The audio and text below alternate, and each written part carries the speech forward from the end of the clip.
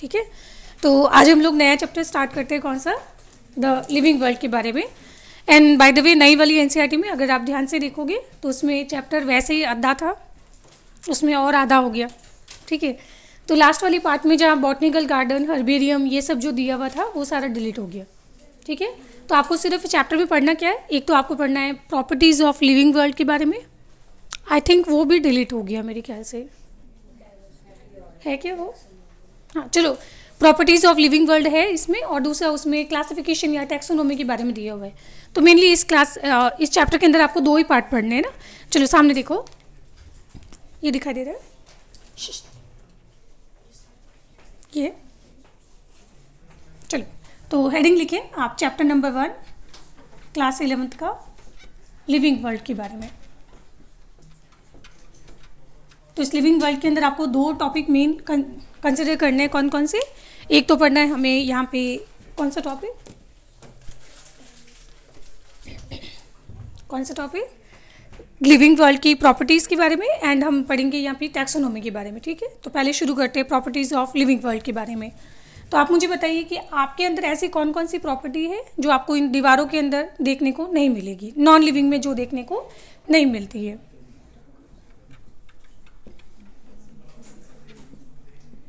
Properties of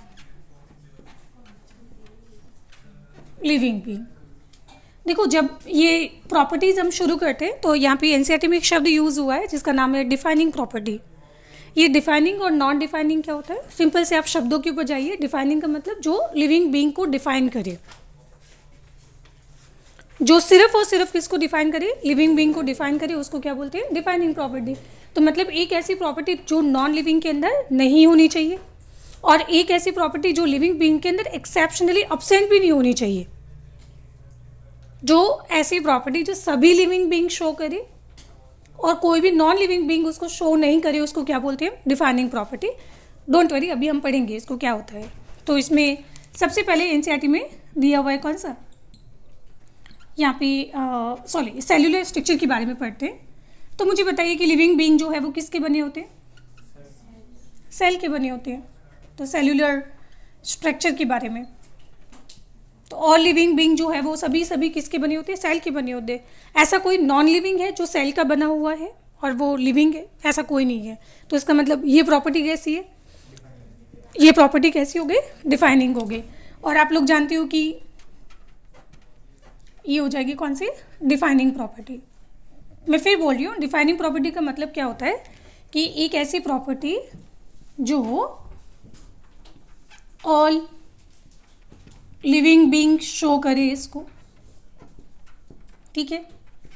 और इसमें या फिर आप बोल सकते हैं कि लिविंग बीइंग के अंदर अनएक्सेप्शनली प्रेजेंट होना चाहिए, कोई भी लिविंग बीइंग में एक्सेप्शन नहीं हो, and not present in non living, ठीक है। तो बस इसी को हम क्या बोलते हैं? डिफाइनिंग प्रॉपर्टी बोलते हैं, है ना। चलो, तो अब ये तो चलो आप लोग सब जानती हो कि सेल इज अ बेसिक या फिर और फंडामेंटल यूनिट ऑफ लाइफ, ठीक है। तो ऐसा कोई भी नहीं होता है जो सेल का नहीं बना होता लिविंग बीइंग। जैसे एग्जांपल बैक्टीरिया, भले ही एक सिंगल सेल का बना हुआ बट है तो सही। तो इसके बेसिस पे ऑर्गेनिज्म 2 टाइप के हो सकते हैं कि या तो वो यूनिसेल्यूलर होगा या फिर कैसा होगा? मल्टी सेल्यूलर होगा, है ना। तो इसके बेसिस पे आपके पास, अच्छा वायरस को आप क्या मानेंगे? लिविंग ऑर्गेनिज्म जो है वो 2 टाइप के हो गए, कौन से? यूनिसेल्यूलर एंड कैसे हो जाएंगे? Multi cellular. एक से ज़्यादा इसमें सेल हो सकती है। अच्छा मुझे एक चीज़ बताइए कि यहाँ पे मल्टी सेल्यूलर बनने का रीज़न क्या था? एक आपके पास अमीबा है, एक बैक्टीरिया है जो सिंगल सेल का बना हुआ है। हम तक आते आते सेल जो है उनकी संख्या लगातार बढ़ती गई, तो इससे क्या फ़ायदा होगा? लेबर ऑफ डिवीजन कि division of labour? Division of labour. आप सुनना ध्यान से। अगर हम एक ही बैक्टीरिया की बात करें तो प्रॉब्लम पता है क्या होता है? रेस्पिरेशन भी उसी को करना है, एक सिंगल सेल को, एक्सक्रीशन भी उसी को करना है, गैसियस एक्सचेंज भी उसी को करना है, और इसके अलावा ऑस्मो रेगुलेशन भी उसी को करना है जो किडनी का काम होता है। तो मतलब ऑलमोस्ट हम बोलें कि बॉडी के जितने भी जो फंक्शंस होते हैं, सेल के अंदर होने वाली सभी जो रिएक्शंस होती है उन सबको कौन कवर करता है? एक ही सिंगल सेल करती है। जैसे वही बात होगी ना कि मान लो आपको घर का काम भी करना है और पैसे भी कमाने जाना है और फिर उसके बाद में आपको पढ़ाई भी करनी है, तो क्या होगा। और अगर मान लो कि यही काम हम डिवाइड कर दिया जाए, मान लो कि सपोज करो पैसे कमाने का काम जो है पापा को दे दिया जाए या मम्मी को, है घर चलाने का काम पापा या मम्मी को किसी को दे दिया जाए, एंड तुम्हारा काम क्या है, सिर्फ पढ़ाई करना। क्या करना, सिर्फ पढ़ाई करना। क्या करना है, वो भी होती नहीं है। तो अब इस केस में फ़ायदा क्या होगा बेटा कि सबको काम डिवाइड करने की वजह से सब अपने अपने काम पे ध्यान रखेंगे, तो उसकी वजह से क्या होता है, एफिशिएंसी बढ़ती है और एनर्जी लॉस क्या हो जाता है, कम हो जाता है। जैसे मल्टी सेलुलर होने से फ़ायदा क्या होगा हमारे अंदर, जैसे कंट्रोल एंड कोऑर्डिनेट करने का काम जो है वो ब्रेन को दे दिया गया, है ना। हार्ट को बोला गया कि तुम ब्लड पंप करो, डाइजेस्टिव सिस्टम को बोला गया कि तुम सिर्फ डाइजेशन करो, लंग्स का काम होता है गैसेस का एक्सचेंज करो, है ना, बाकी तुमको खाना डाइजेस्टिव सिस्टम पहुंचा देगा। तो ये सारी काम होते हैं। किडनी का काम होता है सिर्फ एक्सक्रीशन करना। तो काम डिवाइड करने से फ़ायदा क्या होगा, एनर्जी का लॉस क्या हो जाता है, कम हो जाता है, और एफिशिएंसी क्या हो जाती है, बढ़ जाती है। तो इसी को हम लोग क्या बोलते हैं कि यूनिसेल्युलर से जब ऑर्गेनिज्म मल्टी सेल्युलर बने तो यहाँ पे क्या हुआ, डिवीजन ऑफ क्या हुआ, लेबर हुआ। तो इससे क्या फ़ायदा हुआ, इससे फ़ायदा हुआ कि इसके अंदर ऑर्गेनिज्म के अंदर एफिशिएंसी जो है वो इंक्रीज हो जाती है, एंड प्लस इसमें एनर्जी लॉस जो है वो क्या हो जाता है, कम हो जाता है। तो इस तरह से हम बोल सकते हैं ना कि मल्टी सेलुलर होने से बेटा एनर्जी का कंजर्वेशन हो रहा है, एक सिंगल सेल के ऊपर वर्कलोड कम हो गया, है ना। तो ये चीज़ होती है। अब बाकी इसके अलावा तो आप लोग जानते हो कि सेल दो तरह की होती है, प्रोकैरियोटिक हो सकता है या यूकैरियोटिक हो सकता है ना। वो अभी हमारा कंसर्न नहीं है, वो हम बायोलॉजिकल क्लासिफिकेशन में पढ़ते हैं, है ना। चलो बस हो गया एक प्रॉपर्टी कंप्लीट, कौन सा, लिविंग सेलुलर स्ट्रक्चर के बारे में। पर आप तो सोचोगे मैडम वायरस, नहीं, वायरस कोई सेल है ही नहीं बेटा। वायरस के अंदर सिंपल और देखा जाए तो दो ही बायोमोलिक्यूल है, एक तो उसका जेनेटिक मटेरियल होता है और उसको प्रोटेक्ट करने के लिए उसके बाहर क्या होता है, कैप्सिड होता है जो प्रोटीन का बना होता है, दैट्स ऑल। ना उसमें सेल वॉल है, ना सेल मेम्ब्रेन है, साइटोप्लाज्म है, ना ऑर्गेनेली है, ना न्यूक्लियस है, कुछ नहीं है। तो ध्यान रखना वायरस कोई सेल नहीं है, और वायरस को हम टेक्निकली अगर देखा जाए तो नॉन लिविंग कंसिडर करते हैं। हाँ, ज़बरदस्ती हम पढ़ते हैं कि वायरस के अंदर कुछ ऐसी प्रॉपर्टी होती है जो लिविंग बीइंग जैसी वो शो करता है, बट वो लिविंग बीइंग है नहीं बेटा। लिविंग का मतलब क्या हुआ कि जो अपना इंडिविजुअली एग्जिस्टेंस शो करे, एंड वायरस जो है वो अलग से कभी अपना, है ना, इंडिविजुअल एग्जिस्टेंस शो नहीं कर सकता है। तो ठीक है, तो वायरस को मेजरली हम कंसिडर करते हैं किसकी तरह, नॉन लिविंग की तरह। तो वो सही बात है, नॉन लिविंग है और सेल का बना हुआ भी नहीं है ना। दूसरा इसमें आ जाता है कौन सा, दूसरी प्रॉपर्टी हम लोग डिस्कस करेंगे यहाँ पे ग्रोथ के बारे में। अब ग्रोथ आपके पास टू टाइप की होती है, एक होता है एक्सटर्नल ग्रोथ और एक होता है इंटरनल ग्रोथ। अच्छा, एक मान लो किशमिश है, उसको मैंने उठा के पानी में रख दिया, ठीक है, किशमिश फूल के बड़ी हो गई, क्या बताइए वो ग्रोथ है, क्यों, फूल के बड़ी हो गई, और क्या वो किशमिश जो है वो ग्रोथ शो कर रहा है क्या, नहीं। उस किशमिश को अगर वापस सुखाया जाए, नहीं, जो अंगूर है उसको, फूले हुए अंगूर को वापस सुखाया जाए तो वो तो किशमिश बन जाती है, तो वो ग्रोथ नहीं है। क्योंकि ग्रोथ कैसी होती है, परमानेंट और इरिवर्सिबल होती है। आपकी उम्र क्या है, 15-16 साल, 17 साल, क्या वापस आप 10 साल की, 5 साल की हो सकती हो क्या, नहीं। तो रिवर्सिबल ग्रोथ कैसी होती है, इरिवर्सिबल, एंड कैसी होती है, परमानेंट होती है। तो ये कैसा होगा,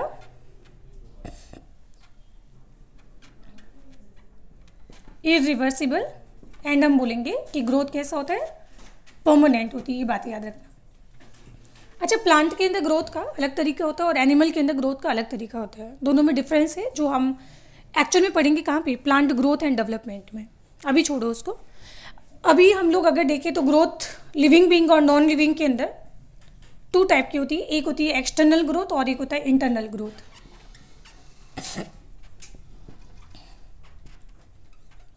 और एक होता है इंटरनल ग्रोथ।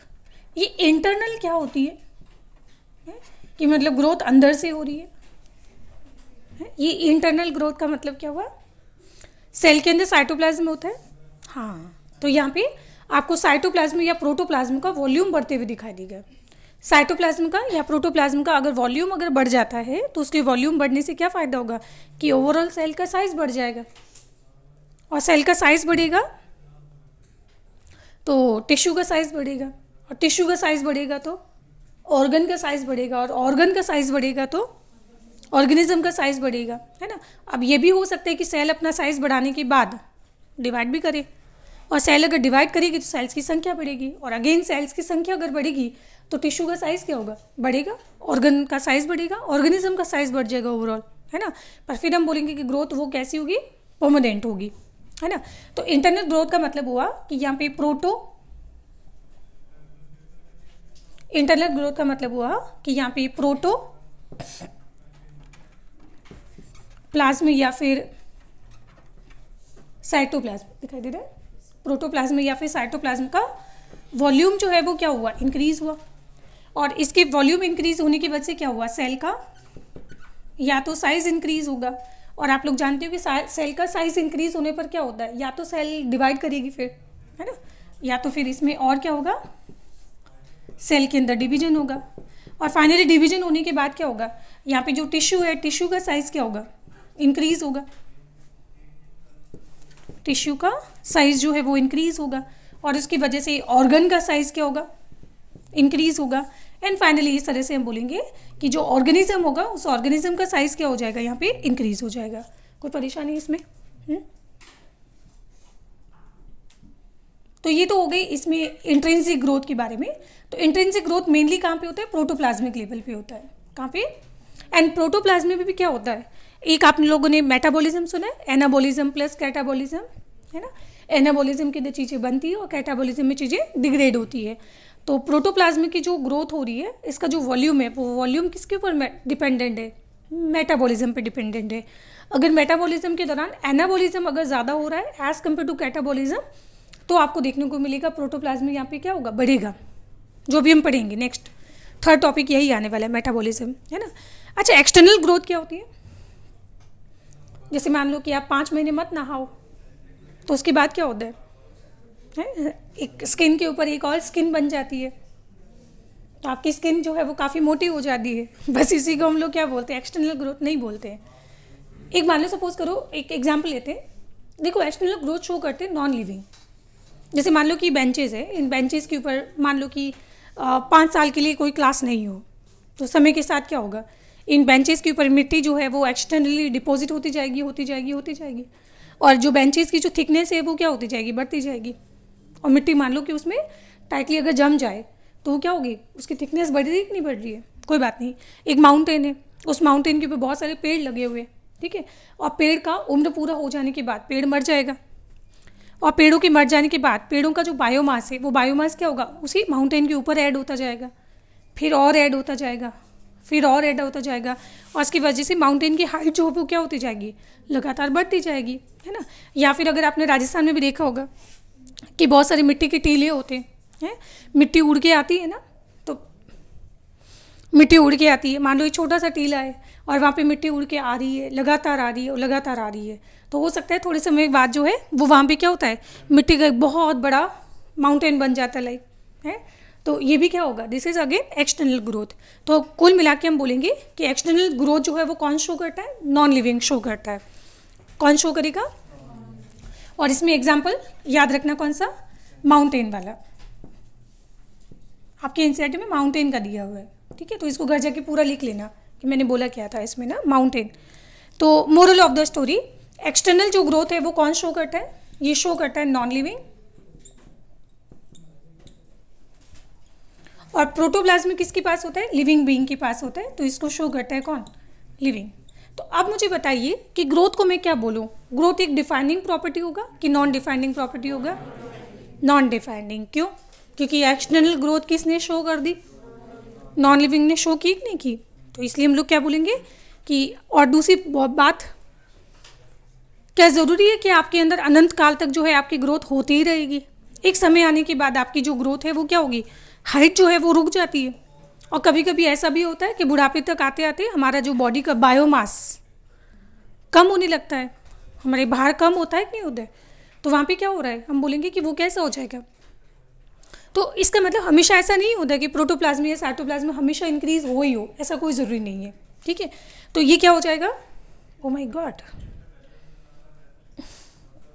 तो यहाँ पे ये क्या प्रॉपर्टी हो जाएगी, ग्रोथ जो है वो क्या हो जाएगा, this is non defining property, non defining property, क्योंकि इसको कौन शो कर रहा है, ग्रोथ जो है नॉन लिविंग भी शो कर रहे हैं, और ज़रूरी नहीं है कि ग्रोथ हमेशा लिविंग बीइंग में हो ही हो हमेशा, ऐसा भी कोई ज़रूरी नहीं है ना। तो मतलब ये तो सभी लिविंग बीइंग शो करे ऐसी कोई ज़रूरी है नहीं, है ना। तो नॉन डिफाइनिंग प्रॉपर्टी हो जाएगी। अच्छा, अगर मैं बोलूँ कि सिर्फ एक्सटर्नल ग्रोथ को जरा ध्यान से देखें, ओनली एक्सटर्नल ग्रोथ को, सॉरी इंटरनल को, ओनली इंटरनल ग्रोथ को बड़ा ध्यान से देखिए आप।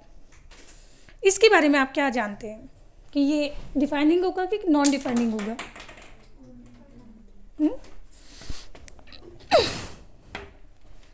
बेटा नहीं, अगर बोला जाए कि इंट्रिंसिक ग्रोथ जो सिर्फ और सिर्फ कौन शो करता है, ओनली कौन शो करता है, हाँ, तो इसको हम लोग क्या बोलेंगे?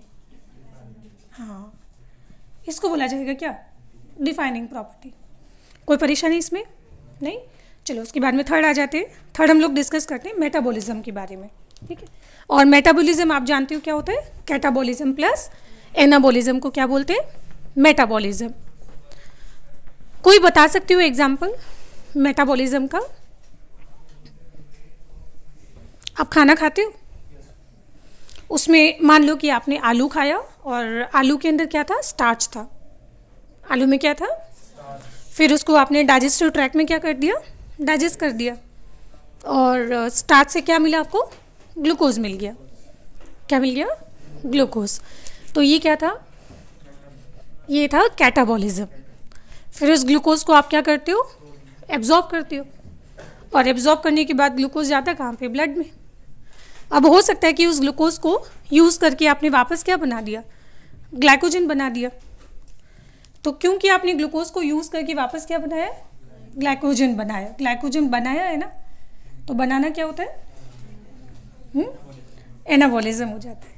तो कैटाबॉलिज्म प्लस एनाबॉलिज्म क्या होता है? मेटाबॉलिज्म। तो इसमें तीसरी प्रॉपर्टी होती है कौन सी? मेटाबॉलिज्म।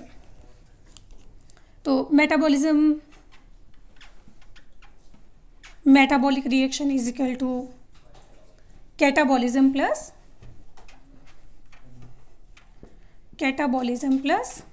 एनाबॉलिज्म। क्या मैं मेटाबॉलिज्म को बायोकेमिकल रिएक्शन बोल सकती हूँ? क्योंकि अगर आप अपने आप को ध्यान से देखो तो आप चलती फिरती एक बेटा केमिस्ट्री की लेबोरेटरी है, जिसके अंदर थाउजेंड्स ऑफ क्या हो रही है? मिलियंस ऑफ केमिकल रिएक्शंस हो रही है, और इन्हीं केमिकल रिएक्शंस का रिजल्ट क्या है? Biological system. तो केमिकल रिएक्शन जो बायोलॉजिकल सिस्टम में हो रही है उसको बोला क्या जाएगा? बायोकेमिकल रिएक्शन बोला जाएगा। तो मेटाबॉलिज्म को कभी कभी हम लोग और बायोकेमिकल रिएक्शन भी बोलते हैं। अब जैसे मेटाबॉलिज्म का एक एग्जांपल लेते हैं। आपने सपोज करो कि यहाँ पे खाया आलू, एंड आलू में बेसिकली क्या था? या चावल खाया, रोटी खाई, जिसके अंदर क्या था? स्टार्च था। अब स्टार्च को आपने क्या किया? यहाँ पे किया ब्रेक डाउन, और इसके ब्रेक डाउन से क्या मिला? फाइनली ग्लूकोज मिला, और ग्लूकोज को मान लो कि रीयूज़ करके आपने वापस क्या बना लिया? यहाँ पे बना लिया ग्लाइकोजन। क्या बना लिया? ग्लाइकोजन। तो इसको तोड़ना क्या होता है? इसको तोड़ना क्या हो जाएगा? कैटाबॉलिज्म हो जाएगा, और इसको बनाना क्या हो जाएगा? एनाबॉलिज्म हो जाएगा। And catabolism plus anabolism is equal to क्या हो जाएगा? और ये मैंने किस में एग्जाम्पल लिया है? कार्बोहाइड्रेट का, तो दैट्स वाई इसको बोला जाएगा कार्बोहाइड्रेट मेटाबॉलिज्म। कोई परेशानी? एक और एग्जाम्पल लेते हैं, फॉर एग्जाम्पल प्रोटीन का। जैसे आप लोग दाल खाते हो, एंड दाल के फॉर्म में आपने क्या खाया? यहाँ पे प्रोटीन खाया, है ना। या मान लो कि आपने रोटी खाई, है ना। तो व्हीट के अंदर एक प्रोटीन होती है जिसका नाम है ग्लूटेन। ग्लू नाम ही क्या है इसका? ग्लू। तो इसलिए गेहूं की रोटी बनाना आसान होता है, पर वहीं पे बाजरे और मक्के की रोटी बनाना बड़ा मुश्किल होता है। रोटी टूट जाती है। क्यों? गेहूं की रोटी में ग्लूटेन होता है, एंड ये ग्लू जैसा है ना, चिपचिपा होता है, तो इसकी वजह से इसकी रोटी बनाना आसान होता है। पर यही ग्लूटेन प्रोटीन जो है आपको मक्के में और बाजरे में बहुत कम मिलेगा। सो दैट्स वाई वहाँ पे चिपचिपा होना तो होता नहीं, और टूट जाती रोटी, है ना। और ये ग्लूटेन होता है। तो ग्लूटेन को आपने खाया, प्रोटीन को, ग्लूटेन क्या होता है? प्रोटीन होता है। और प्रोटीन को जब आपने खाया तो फाइनली इसका डाइजेशन हुआ, एंड डाइजेशन एक तरह का क्या होगा? कैटाबॉलिक प्रोसेस होगा, है ना। और इसकी वजह से फाइनली मिला क्या आपको? अमाइनो एसिड मिला। अब इन अमाइनो एसिड को रीयूज़ करके वापस आपने कोई एनिमल प्रोटीन बना ली। एनिमल प्रोटीन जैसे एग्जांपल डीएनए को रैप करने के लिए आपने हिस्टोन प्रोटीन बना दी, या फिर आपने अपने बॉडी के कोई एंजाइम्स बना लिए जो ग्लाइकोलाइसिस में रिस्पॉन्सिबल होते हैं ना, पार्टिसिपेट करते हैं, या फिर आपके बालों की कोई प्रोटीन है नाखून की जिसको आप बोलते हो केराटिन प्रोटीन बना दी। तो जैसे एग्जाम्पल लिख लेते हैं इसमें, केराटिन प्रोटीन बना ली। तो फाइनली हुआ क्या, देखो यहाँ पे इसका क्या हुआ, कैटाबॉलिज्म हुआ, फिर वापस इसका सिंथेसिस हुआ, तो ये क्या हो जाएगा, एनाबॉलिज्म हो जाएगा। कैटाबॉलिज्म में बेसिकली होता है ब्रेकडाउन, और एनाबॉलिज्म के अंदर बेसिकली होता है चीज़ों का सिंथेसिस या फॉर्मेशन, है ना। तो यहाँ से लेकर ये यहाँ तक का किसका एग्जाम्पल हो गया, ये एग्जाम्पल हो जाएगा किसका, प्रोटीन मेटाबॉलिज्म। कोई भी प्रोटीन उठा लीजिए, उस प्रोटीन को तोड़ना, उन अमाइनो एसिड को यूज़ करके वापस कुछ नई तरह की प्रोटीन बनाना, ये पूरा प्रोसेस क्या होता है, प्रोटीन मेटाबॉलिज्म हो गया। Same like fat metabolism. एक और लिख लेते हैं, जैसे मान लो कि आपने सोयाबीन खाया या घी या तेल खाया जिसके अंदर क्या था, फैट था, तो आपने क्या किया, ये फैट था, एंड इस घी या तेल के फैट को आपने डिग्रेड किया, एंड डिग्रेड करने पर मिला क्या आपको, है ये बने किसके होते हैं, ग्लिसरॉल और फैटी एसिड के, और ग्लिसरॉल और फैटी एसिड के यूज़ करके आपने कोई एनिमल फैट वापस बना लिया, ये मान लो कि कोई प्लांट फैट था। प्लांट फैट क्या होता है, ऑयल होता है, और एनिमल फैट क्या होता है, घी होता है, ठीक है क्या, सही है, हाँ ऑयल से घी बन गया, ठीक है। तो ये क्या हो जाएगा, ये हो जाएगा यहाँ पे फैट मेटाबॉलिज्म हो जाएगा। तो सेम लाइक आपके पास न्यूक्लियोटाइड मेटाबॉलिज्म भी होता है, न्यूक्लिक एसिड मेटाबॉलिज्म। जैसे मान लो आप प्लांट खाते हो तो उसमें बेटा उसकी सेल भी होती है, और सेल के अंदर उसका डीएनए भी होता है। तो डीएनए को जब आप खाओगे तो उसको डाइजेशन करने पर क्या मिलेगा, आपको न्यूक्लियोटाइड मिलेंगे, और न्यूक्लियोटाइड को वापस रीयूज़ करके आपने अपनी सेल के लिए कोई नया डीएनए बना लिया, तो वो क्या हो जाएगा, न्यूक्लिक एसिड मेटाबॉलिज्म हो जाएगा। कोई परेशानी इसमें, ठीक है। एक मैं आपको क्वेश्चन दे रही हूँ यहाँ पे, एक आपके पास टेस्ट ट्यूब है जो आपने 10th क्लास में भी एक्सपेरिमेंट किया होगा, और टेस्ट ट्यूब के अंदर मैंने भर दिया है आलू का जूस। बेसिकली इसमें स्टार्च होता है, मैं ये कहना चाहती हूँ, आलू के जूस में क्या होता है। अब इस टेस्ट ट्यूब के अंदर आप थूक दीजिए, तो इसमें आपने क्या ऐड कर दिया, सलाइवा, ठीक है। एंड सलाइवा के अंदर बेसिकली एंजाइम होता है कौन सा, टाइलिन, अगर आपने सुना होगा। टाइलिन एक तरह का अमाइलेज है, सलाइवरी अमाइलेज होता है, टाइलिन बोलो या सलाइवरी अमाइलेज बोलो, एक ही बात है, जो इसका क्या करेगा, डाइजेशन करेगा, है ना। इस प्रोसेस को आप क्या बोलेंगे, कैटाबॉलिज्म, सही बात है ना, यहाँ पे स्टार्च का डाइजेशन होगा। तो मुझे बताओ कि टेस्ट ट्यूब के अंदर डाइजेशन हो रहा है कि नहीं हो रहा है, हो रहा है ना। तो अब मैं मेटाबॉलिज्म को क्या बोलूँ, डिफाइनिंग प्रॉपर्टी कि नॉन डिफाइनिंग। एक non living thing metabolic reaction को शो कर रहा है, नॉन डिफाइनिंग नहीं। इसने बेटा ये जो एंजाइम है, इस एंजाइम का सोर्स कौन है, ये सोर्स तो कोई ना कोई लिविंग बीइंग ही होगा। कोई बात नहीं, एक और एग्जांपल जो क्लास 12th वाले बच्चों को ज़्यादा अच्छा समझ आएगा। आप लोगों ने 12th क्लास में पीसीआर मशीन सुना होगा। पीसीआर मशीन होती नहीं है, थर्मोसाइक्लर होता है मशीन का नाम, तो है ना। पीसीआर रिएक्शन का नाम होता है पॉलीमरेज चेन रिएक्शन, जिसमें हम क्या करते हैं, डीएनए से डीएनए बनवाते हैं, डीएनए से डीएनए बनाते हैं। तो बेसिकली हो क्या रहा है, उसमें डीएनए का रेप्लिकेशन हो रहा है, एंड रेप्लिकेशन मतलब वहाँ पे सिंथेसिस हो रहा है। तो ये एग्जाम्पल एक एनाबॉलिज्म का हो गया, है ना। तो इसमें डीएनए का क्या होता है, सिंथेसिस होता है। तो इसकी सिंथेसिस अगर एक मशीन के अंदर हो रहा है तो इस प्रोसेस को आप क्या बोलोगे, डिफाइनिंग प्रॉपर्टी कि नॉन डिफाइनिंग। तो अगेन आप याद कीजिए बेटा, इस पीसीआर मशीन को चलाने के लिए आपको यूज़ करना पड़ा था डीएनए पॉलीमरेज एंजाइम, जो आप लेके कहाँ से आए थे, थर्मस एक्वाटिकस से, जिसको आपने बोला था टैक पॉलीमरेज एंजाइम। तो इस टैक पॉलीमरेज का भी सोर्स कौन था, लिविंग भी। तो मतलब नॉन लिविंग से कभी कोई एंजाइम बनता ही नहीं है। सभी मेटाबॉलिक रिएक्शंस एंजाइम के कंट्रोल में होती है, और एंजाइम जो है वो सिर्फ कौन बनाता है, लिविंग बीइंग बनाता है। और ऐसी कोई property living being non living show ही नहीं कर सकता बेटा। तो इस वजह से हम लोग इसको क्या बोलेंगे कि मोरल ऑफ द स्टोरी, कि यहाँ पे मेटाबॉलिज्म जो है वो भी कैसा होगा, मेटाबॉलिज्म भी क्या होगा, एक तरह की डिफाइनिंग प्रॉपर्टी होगी। कोई परेशानी इसमें, ठीक है, तो पहला कौन सा था? सेलुलर स्ट्रक्चर, दूसरा ग्रोथ, तीसरा वापस बोलो, पहला cellular structure, growth and metabolism. चौथा हम लोग पढ़ेंगे यहाँ पे रिप्रोडक्शन, और पांचवा आ जाएगा कॉन्शियसनेस। बस इतना ही था, मैं क्या करूँ। तो चौथा लिखिए इसमें आप रिप्रोडक्शन। अच्छा, अब रिप्रोडक्शन को क्या मानेंगे, डिफाइनिंग प्रॉपर्टी कि नॉन डिफाइनिंग? अच्छा, कभी ऐसा पॉसिबल हो सकता है कि ईंटें पड़ी है, सीमेंट पड़ी है, रात को आप छोड़ के गए थे, रिप्रोड्यूस किया और सुबह ईंटों की संख्या बढ़ गई? नहीं हुआ ना, तो मतलब नॉन लिविंग जो है रिप्रोडक्शन शो नहीं करते। इतना तो क्लियर हो गया।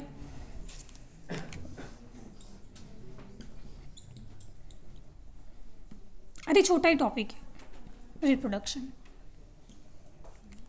तो रिप्रोडक्शन जो है वो ऑर्गेनिज्म क्यों करता है? जैसे हम बोलते हैं ना कि वंश चलाने के लिए, हमारी पीढ़ी चलती रहे, हम एक्सटिंक्ट ना हो जाए। पर मुझे ऐसा लगता है कि जब डायनासोर एक्सटिंक्ट हो गया, तुम हो ही क्या है, हमारा खानदान कैसे चलेगा? तो इसी वजह से शायद पुराने टाइम के अंदर फीमेल के ऊपर बड़ा प्रेशर था, बेटा लड़का होना चाहिए घर में पैदा।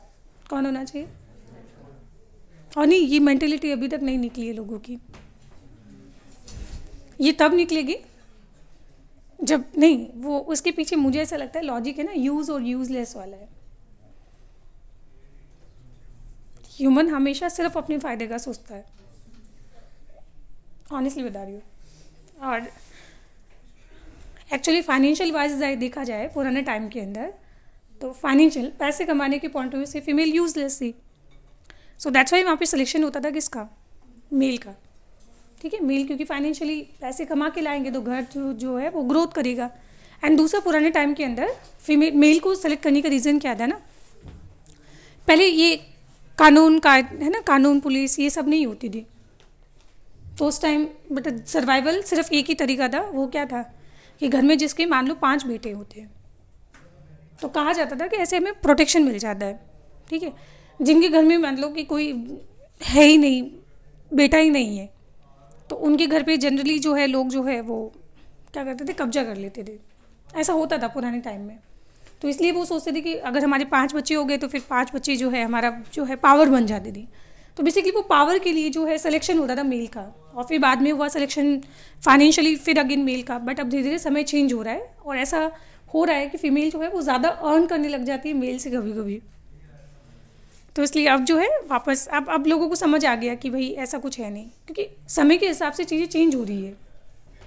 ठीक है, होता है कभी कभी गर्ल्स ज़्यादा कमा लेती है। ठीक है, चलो बात करते हैं रिप्रोडक्शन के बारे में। तो पीढ़ी चलाना, और बाय द वे पीढ़ी चलाने से देखो, आप प्लीज़ मुझे कोई क्रिटिसाइज़ नहीं करना, खानदान चलाना होता है ना, तो कांग्रेस ने भी खानदान चला के क्या ही कर लिया, आखिर में कौन पैदा हुआ? ओए, मैंने कुछ नहीं बोला, प्लीज़। ठीक है, तो खानदान चलाने पे ध्यान ना दे, ठीक है, अपने जीवन जीने पे ध्यान दे। खैर बस बस बस, तो वापस बायोलॉजिकल सिस्टम पे आ जाते हैं। तो रिप्रोडक्शन की बात करें तो रिप्रोडक्शन क्यों? ताकि जनरेशन स्पीसीज जो है वो एक्सटिंक्ट नहीं हो, स्पीसीज जो है वो है ना कॉन्टिन्यूटी बनी रहे। तो रिप्रोडक्शन क्यों किया जाता है? For the continuity of species, है ना। अब रिप्रोडक्शन आप लोगों ने देखो, ये फर्जी चीज़ है, पढ़ा होगा 2 टाइप का 10th क्लास में, एक ए सेक्चुअल होता है, दूसरा सेक्चुअल होता है ना। सेक्चुअल प्रोडक्शन में जहाँ पे गैमेट्स का क्या होता है, फ्यूजन होता है, सब जानते हो।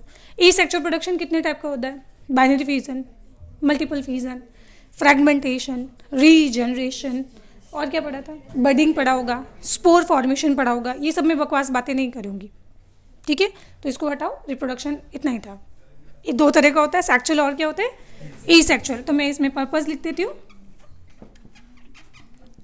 कॉन्टिन्यूटी ऑफ स्पीसीज पहला बात हो जाएगा, और रिप्रोडक्शन 2 टाइप का होता है, सेक्चुअल और ई सेक्चुअल, है ना। बकवास बातें नहीं लिखेंगे, आप लोग एनसीईआरटी से पढ़ लेना, सब लिखा हुआ उसमें, ठीक है। अच्छा, अब रिप्रोडक्शन जो है वो डिफाइनिंग प्रॉपर्टी होगी कि नॉन डिफाइनिंग? देखो कभी भी नॉन लिविंग जो है वो प्रोड्यूस नहीं करता है।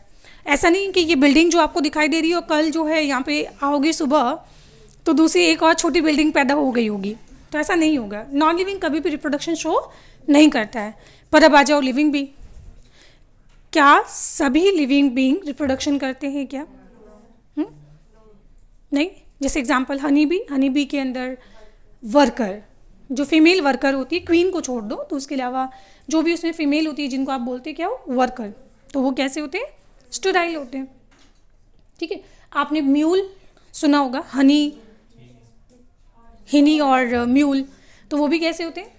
स्टेराइल होते हैं, है ना, उनके बच्चे नहीं हो सकते। इवन बहुत सारे कपल भी होते हैं जिनका बच्चा नहीं पैदा होता, जिनके लिए फिर चैप्टर बनाया गया क्लास 12th में, रिप्रोडक्टिव हेल्थ है। आप उनको क्या बोलोगे? प्लीज़ स्टेराइल नहीं बोलो, बहुत ही इनसेंसिटिव वर्ड हो जाता है। हाँ, तो ह्यूमन के लिए हम क्या टर्म यूज़ करते हैं? इनफर्टाइल। ठीक है, तो मतलब कुछ ऐसे लिविंग बीइंग है ना जो ये प्रॉपर्टी नहीं शो कर रहे, तो इसलिए हम लोग क्या बोलते हैं इसको? Defining property, non defining property. तो इसको क्या बोला जाएगा? नॉन डिफाइनिंग प्रॉपर्टी घोषित किया जाएगा। तो रिप्रोडक्शन जो है इसमें जैसे एक्सेप्शन हम बात कर लेते हैं, तो एक्सेप्शन आ जाएगा कौन कौन सा?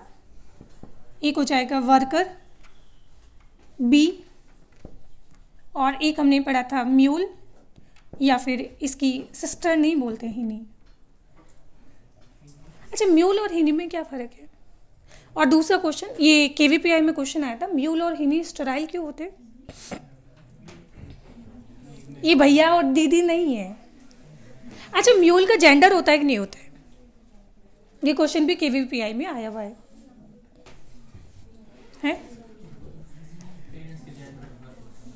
हाँ, ठीक है। और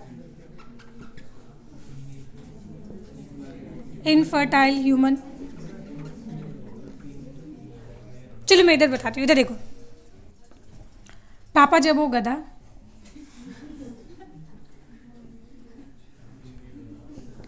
तो पैदा होगा कच्चरी। खैर खच्चर तो दोनों के लिए सेम ही वर्ड होता है, ठीक है। म्यूल पैदा होगा, पर जब मम्मी हो गधी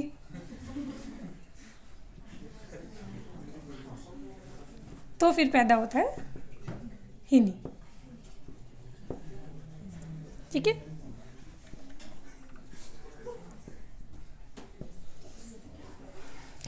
चुप करें। अब मुझे बताओ कि म्यूल और हिनी का हनी सिंह नहीं है, हिनी है। ठीक है, इन दोनों का जेंडर होता है कि नहीं होता है? इन दोनों का जेंडर होता है। अच्छा, यहाँ पे पता है, ओए प्लीज, घोड़े में क्रोमोसोम टोटल कितने होते हैं? 64, और गधे में 2 कम कर दो तो होते कितने? 62। क्या मैं इसको ऐसा लिख सकती हूँ? 31 पेयर प्लस XX।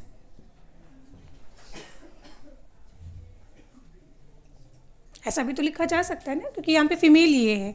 यहाँ क्या लिखूँ मैं इसको? 30 ऑटोजोम से प्लस इसको XY लिखा जा सकता है। जैसे आपके अंदर 46 होते हैं ना, तो आप ऐसे लिख दो 22 पेयर प्लस XX, या फिर 22 पेयर प्लस XY, है ना। अब यहाँ से क्या आएंगे? स्पर्म आएंगे। स्पर्म या तो X क्रोमोसोम होगा या फिर क्या होगा? Y chromosome. पर मम्मी से हमेशा क्या आएगा? तो इसका मतलब जेंडर डिफाइंड होता है इनका, ये भी मेल और फीमेल होते हैं। ठीक है, पर आगे देखिए ऑटोजोम कितने होंगे? यहाँ से आएंगे 30, यहाँ से आएंगे 31, तो कितने हो गए? ये हो जाएंगे 61, और ये कितने हो जाएंगे? ये भी 61। तो या तो फिर म्यूल ऐसा होगा या फिर म्यूल ऐसा होगा। ठीक है, टोटल क्रोमोसोम की संख्या कितनी है? 63, और यहाँ पे भी कितनी है? 63 और कितना है? 63। और जब भी ऑड नंबर होता है तो गैमेट्स का फॉर्मेशन नहीं होता है। जब भी ऑड नंबर होगा तब गैमेट्स का फॉर्मेशन नहीं होता है। तो दैट्स वाई हम लोग बोलते हैं कि ये स्टेराइल होते हैं। सेम लाइक कॉन्सेप्ट यहाँ पे अप्लाई होगा। ठीक है, तो इसमें एक चीज़ याद रखो, दूसरे को उल्टा कर देना, है ना। मैं फिर वापस एक बार बोल देती हूँ। हम लोग क्या बोलते हैं कि म्यूल जो है वो स्टेराइल होता है। और एक बार KVPY में क्वेश्चन भी आया था कि यहाँ पे म्यूल का जो जेंडर होता है वो डिफाइंड होता है कि नहीं होता है। मीन्स म्यूल जो है वो मेल होंगे कि फीमेल होंगे या थर्ड ट्रांसजेंडर होंगे, है ना, ऐसा नहीं होता है। देखो डोंकी के अंदर यहाँ पे क्रोमोसोम की संख्या कितनी होती है, 62 होती है, और यहाँ पे हॉर्स में 64 होती है। तो आप इसको ऐसा लिखो, फिर ऐसे क्रॉस करके देखो, तो आपने क्या पाया कि यहाँ पे टोटल क्रोमोसोम की संख्या 63 आ गई, है ना। यहाँ पे 61 + XX आ गया और यहाँ पे 61 + XY आ गया। तो इस तरह से क्लियर हो गया ना कि हाँ, म्यूल का जो जेंडर होता है वो डिफाइंड होता है, बट क्योंकि इनमें क्रोमोसोम की संख्या 63 होती है, that is the odd number, और ऑड नंबर के अंदर भी कभी भी मियोसिस नहीं हो सकता है, ठीक है। दैट्स वाई हम लोग बोलते हैं कि म्यूल जो होंगे वो कैसे होंगे, स्टेराइल होंगे। क्लियर हो गया।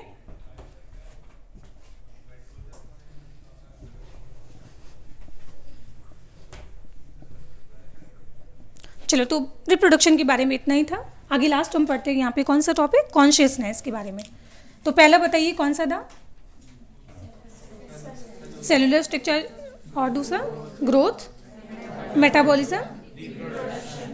एक मिनट, मैं मेटाबॉलिज्म के अंदर एक पॉइंट पढ़ाना भूल गई, ये ऐड कर लेना वहाँ पे, सॉरी। हाँ, तो अगर मैं बोलूँ कि नहीं, इसको ग्रोथ वाले पॉइंट में ऐड करना, ग्रोथ वाले में अगर मैं बोल रही हूँ कि anabolism is greater than catabolism, तो क्या होगा, anabolism is equal to catabolism, और in case catabolism is greater than anabolism, तो आपको ग्रोथ के बारे में क्या मतलब समझ आएगा। इस तरह से आपके पास ग्रोथ 3 तरह की हो जाती है। ग्रोथ के भी फर्दर 3 टाइप है। बताइए क्या होगा, चीज़ों का सिंथेसिस ज़्यादा हो रहा है, टूट कम रही है, तो ग्रोथ पॉजिटिव होगी। कैसी होगी, पॉजिटिव ग्रोथ होगी। एनाबॉलिज्म, जितनी चीज़ें बन रही उतनी टूट रही है, तो बराबर हो गई, तो बॉडी वेट ना तो बढ़ेगा ना बॉडी वेट घटेगा, तो ये कितना हो जाएगा, इसमें हो जाएगा 0 ग्रोथ। सही बात है। यहाँ पे क्या होगा, हाँ, ये ग्रोथ नेगेटिव। नेगेटिव का मतलब ये नहीं कि रिवर्सिबल है, पीछे चली गई, उल्टा, वैसा नहीं। यहाँ पे नेगेटिव कहने का मतलब है आपका जो बायोमास है ना, बाहर जो है बायोमास कम होने लगेगा, ठीक है। तो इसको ग्रोथ वाले पार्ट में ना ऐड कर लेना। वापस आ जाते हैं नेक्स्ट, कॉन्शियसनेस के बारे में। तो ऐसा कोई लिविंग बीइंग है जो कॉन्शियस नहीं है। अच्छा, क्या हुआ अगर एक बैक्टीरिया को चांटा मारा जाए, बताइए वो कॉन्शियस होगा कि नहीं है, होता है बेटा। ये है कि अलग बात है कि उसकी चीखने की आवाज़ नहीं होगी, उसका मुंह लाल नहीं होगा, है, वो कोई आपको वापस झापड़ नहीं मारेगा, पर ध्यान रखिए वो कॉन्शियस है। क्या हो अगर बैक्टीरिया के आसपास अगर पीएच, एक एसिडिक पीएच जो होता है ना, HCl की एक ड्रॉप डाल दी जाए, तो जलाना नहीं, उसके ऊपर मत डालने हैं, धुएं निकल जाएंगे उसके, ठीक है। मैं बहुत दूर की बात कर रही हूँ, उसके आसपास जो है नियर बाई, अगर क्या हो एक कोई भी एसिडिक पीएच की ड्रॉप डाल दी जाए तो बैक्टीरिया वहाँ से भागेगा, तो इसका मतलब बैक्टीरिया कॉन्शियस था। अच्छा, एक क्या हो अगर मान लो उसके नियर बाई टेम्परेचर जो है वो बढ़ने लगी, तो बैक्टीरिया अगेन एक जगह से दूसरी जगह मूव करेगा, ये भी क्या होता है, कॉन्शियसनेस होता है, ठीक है। तो बैक्टीरिया, एक सिंगल सेल जो है ना, वो भी शो क्या करती है, कॉन्शियसनेस शो करती है। अच्छा, और एग्जांपल, एक प्लांट है, प्लांट को अगर मान लो जो ब्रांचेज है वो पकड़ के आपने तोड़ दी, तो क्या उसको फील नहीं होगा, होगा बेटा। सभी लिविंग बीइंग जो है वो कैसे होते, कॉन्शियस होते। वो भले है कि उसकी चीखने की आवाज़ आपके कानों में नहीं आएगी, उसके रोने के आंसू आपको दिखाई नहीं देंगे, बट उसके अंदर कुछ ना कुछ चेंजेस ज़रूर आते हैं, ठीक है। जैसे एग्जांपल वहाँ से आपने देखा होगा, जहाँ ब्रांचेस टूटती है तो वहाँ से लिक्विड निकलना शुरू हो जाता है ना, या वहाँ पे जो सेल है वो डिवाइड करना शुरू कर देती है, कुछ ना कुछ उसमें रेस्पॉन्स जनरेट ज़रूर होता है ना।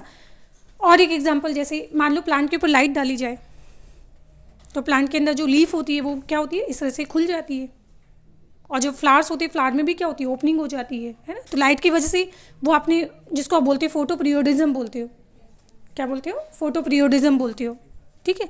आपने कीमोटैक्टिक मूवमेंट सुना होगा, फोटोटैक्टिक मूवमेंट सुना होगा। अच्छा, पानी, तो रूट जो होती है पानी की तरफ हमेशा ग्रो करती है।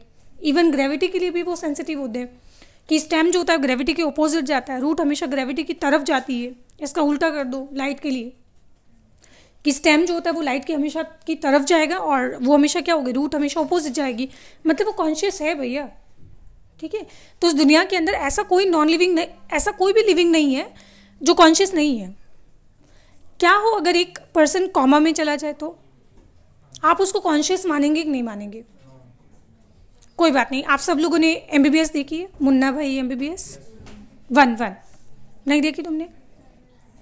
तुम करते क्या हो जीवन में है? अगर आपने मुन्ना भाई MBBS पार्ट 1 अगर देखा होगा तो उसमें स्टोरी जिसने सुनाई थी वो कौन था? मिस्टर आनंद, जो कॉमा में पढ़ा था, जो कॉमा में पर्सन था वो था मिस्टर आनंद। तो डॉक्टर जो है वो बाकी जो स्टूडेंट थे ना उनको समझाने के लिए क्या कर रहे थे, उसकी आंखों के ऊपर एक टॉर्च लगाई थी। तो मुन्ना भाई आए, टॉर्च हटा, उसको दर्द हो रहा है, ठीक है। तो डॉक्टर ने क्या बोला था कि इस ऑब्जेक्ट को कोई रेस्पॉन्स नहीं है। तो शायद उसने ये वाला लिविंग वर्ल्ड वाला चैप्टर नहीं पढ़ा होगा, ठीक है, कि सभी लिविंग बीइंग को बेटा कॉन्शियस होते हैं, ठीक है। भले ही उसका ब्रेन डेड है पर बॉडी की तो बाकी सारी जो रिएक्शन है वो तो हो ही रही होगी, है ना। कोई बात नहीं, जैसे उसकी आंखों के ऊपर टॉर्च डाला था तो आपने ध्यान से देखा होगा तो उसके आंखों का जो प्यूपिल था, वो प्यूपिल जो था वो छोटा हुआ था कि नहीं हुआ था? हुआ था। अगेन क्या था? रेस्पॉन्स। वो क्या था? इस दुनिया के अंदर हर एक्शन का रिएक्शन ज़रूर होता है ना। और बायोलॉजी में इसी को हम लोग क्या बोलते हैं? हर स्टिमुलस का रेस्पॉन्स ज़रूर होता है। अब स्टिमुलस सबके लिए अलग अलग हो सकता है और रेस्पॉन्स भी फिर सबका अलग अलग हो सकता है। जैसे आपके कानों के अंदर जो सेल है उनके लिए स्टिमुलस क्या है? साउंड। तो फिर उसका रेस्पॉन्स क्या होगा कि उन न्यूरॉन के अंदर डीपोलराइजेशन हो जाता है और फिर वो इम्पल्स का ट्रांसमिशन करना शुरू कर देता है। सेम लाइक आपकी आंखों में जो रेटिना होता है, रेटिना के लिए स्टिमुलस क्या है? लाइट। पर जैसे ही लाइट आपकी रेटिना के ऊपर जब गिरती है तो क्या होता है? उसमें रेटिना में डीपोलराइजेशन होता है और वहाँ पे इम्पल्स का कंडक्शन शुरू हो जाता है। सेम लाइक आपकी टेस्ट बर्ड होती है, स्मेल होती है। तो मतलब स्टिमुलस अलग अलग तरह के होते हैं और रेस्पॉन्स भी फिर उस तरीके ऑर्गेनिज्म टू ऑर्गेनिज्म क्या करते हैं? वो वेरी करते हैं, ठीक है। जैसे मान लो कि अब किसी पर्सन को स्टिमुलस मिला के किसी ने पिन चुभा दी। स्टिमुलस क्या है? पिन चुभाई। अब उसका response person to person vary करता है कि वापस वो रिएक्शन में क्या करेगा। हो सकता है कि एक थोड़ा सा डांटेगा कि मत कर, हो सकता है कि एक खींच के मार देगा और हो सकता है कि इतना मारेगा कि हॉस्पिटल ही एडमिट कर ही देगा। तो रेस्पॉन्स का मैंने स्टिमुलस का रेस्पॉन्स क्या होता है? Organism to organism and species to species vary करता है। जैसे आपने 10th क्लास में पढ़ा होगा मिमोसा पुडिंग का टच मी नॉट प्लांट, जिसको आप टच करते हो तो क्या होता है? उसकी सारी लीफ जो होती है वो क्या होती है? फ्लैसिड हो जाती है ना। तो ये चीज़ होता है। तो हम लोग बोलेंगे कि अगर आपके पास ये कोई भी अगर ऑर्गेनिज्म है, चाहे बेटा वो यूनिसेल्युलर हो, इस दुनिया के अंदर सबसे छोटा माइकोप्लाज्मा भी क्यों ना हो, उसको जब कभी भी स्टिमुलस मिलेगा,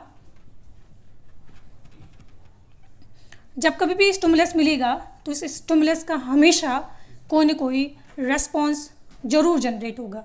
एंड ध्यान रखना कि ये स्टिमुलस भी वेरी करता है और रेस्पॉन्स भी क्या करता है? ऑर्गेनिज्म टू ऑर्गेनिज्म क्या करेगा? वेरी करता है। कोई प्रॉब्लम यहाँ पे? ठीक है। तो ये चीज़ होती है। तो इस तरह से फाइनली हम बोलेंगे कि इन दीवारों को आप कितना भी मारो इनको नहीं फर्क पड़ेगा क्योंकि नॉन लिविंग है। नॉन लिविंग थिंग के अंदर कभी भी कॉन्शियसनेस हो ही नहीं सकता है, ठीक है। और लिविंग बीइंग के अंदर हमेशा कॉन्शियसनेस होगा ही होगा, चाहे भले आप एक सिंगल बैक्टीरिया की क्यों ना बात कर रही हो, है ना। तो इसका मतलब ये क्या होता है? ये एक डिफाइनिंग प्रॉपर्टी होगी। ये क्या होगा? एक डिफाइनिंग प्रॉपर्टी होगी, ठीक है।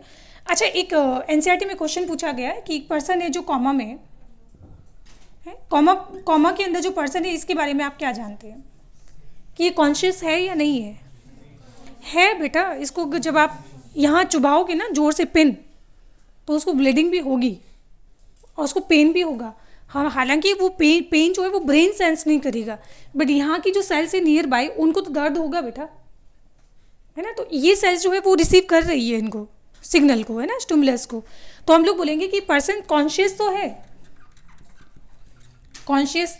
है, पर हम बोलेंगे कि ह्यूमन जो है वो अपने लिए खुद अवेयर होता है, इसमें सेल्फ कॉन्शियसनेस नहीं होगा, है ना। अगर मैं बाकी सब ह्यूमन मतलब सारे ऑर्गेनिज्म के अंदर अगर ह्यूमन को कंपेयर करूँ तो ह्यूमन क्या होता है? सेल्फ कॉन्शियस होता है। सभी ऑर्गेनिज्म के अंदर अकेला ओनली ह्यूमन जो है वो अपने बारे में अच्छा और बुरा सोच सकता है, इसका मतलब वो क्या होता है, इसमें हम बोलेंगे कि सिर्फ और सिर्फ सभी ऑर्गेनिज्म के अंदर आपको सिर्फ ह्यूमन के अंदर क्या मिलेगा, सेल्फ कॉन्शियसनेस देखने को मिलेगा, कोई परेशानी। ठीक है, अब बाकी इसमें आपको बस एनसीईआरटी में थ्योरी खूब सारी है, बढ़िया बैठ के इनको पढ़े, कोई दिक्कत नहीं। ठीक है, तो हमारा ये चैप्टर आधा खत्म हो गया। ठीक है, इतना ही था। इसमें हम पढ़ेंगे लिविंग बीइंग के बारे में। तो प्रॉपर्टीज़ पढ़नी थी, तो मैंने इसमें प्रॉपर्टीज़ कौन कौन सी पढ़ाई थी, वापस बोलो। Cellular, growth, metabolism, reproduction and consciousness. इसमें से सेल्यूलर कैसा था, defining, growth non defining, metabolism defining, reproduction non defining and consciousness. तो सेल्यूलर कैसा था, डिफाइनिंग। फिर क्या था, ग्रोथ कैसा था, non defining, metabolism defining, reproduction non defining and consciousness. तो आपने जो टोटल 5 प्रॉपर्टी पढ़ी है, इन 5 में से 3 तो नॉन डिफाइनिंग है, 3 तो डिफाइनिंग प्रॉपर्टी है और 2 कैसी है, नॉन डिफाइनिंग प्रॉपर्टी है। बताइए कोई परेशानी इसमें।